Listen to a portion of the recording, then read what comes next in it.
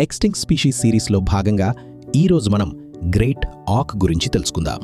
చల్లని గాలులు, అల్లకల్లోలమైన సముద్రం, ఉత్తర అట్లాంటిక్ సముద్ర తీరాల్లో ఒక ప్రత్యేకమైన పక్షి జీవించేది. అదే గ్రేట్ ఆక్. ఇది ఒక ఎగరలేని సముద్ర పక్షి. సుమారు 75 నుండి 85 సెంటీమీటర్ల ఎత్తు, నలుపు తెలుపు రంగులు, బలమైన శరీరం, రెక్కలు చిన్నవి, కాని నీటిలో ఈతలో అద్భుతం.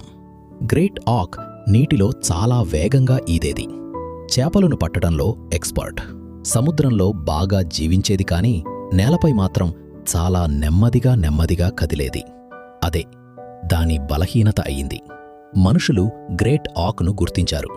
ఇది ఎగరలేకపోవటం, నేలపై బలహీనంగా ఉండటం వేటకు చాలా ఈజీ టార్గెట్గా మారింది. మనుషులు దీన్ని వేటాడారు.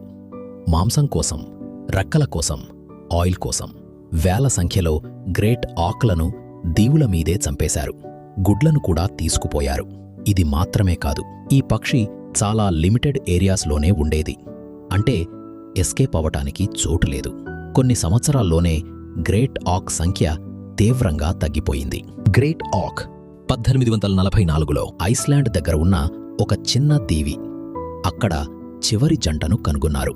ఆ జంటను కూడా మనుషులు చంపేశారు. అక్కడితో గ్రేట్ ఆక్ అనే జాతి పూర్తిగా అంతరించిపోయింది. గ్రేట్ ఆక్ తప్పు ఏమీ చేయలేదు. అది తన ప్రకృతికి సరిపోయేలా జీవించింది, కాని మనిషి దృష్టిలో పడింది. ఎగరలేకపోవటం దాని జీవితానికి శాపంగా మారింది. ప్రకృతి ఇచ్చిన ఒక చిన్న లోపం మనిషి చేతుల్లో శాపమైంది. ఇంకా మరెన్ని మాయమైన జీవులు, మరెన్ని కఠినమైన నిజాలు. తర్వాతి ఎపిసోడ్లో ఇంకో అంతరించిన జాతి కథతో కలుద్దాం.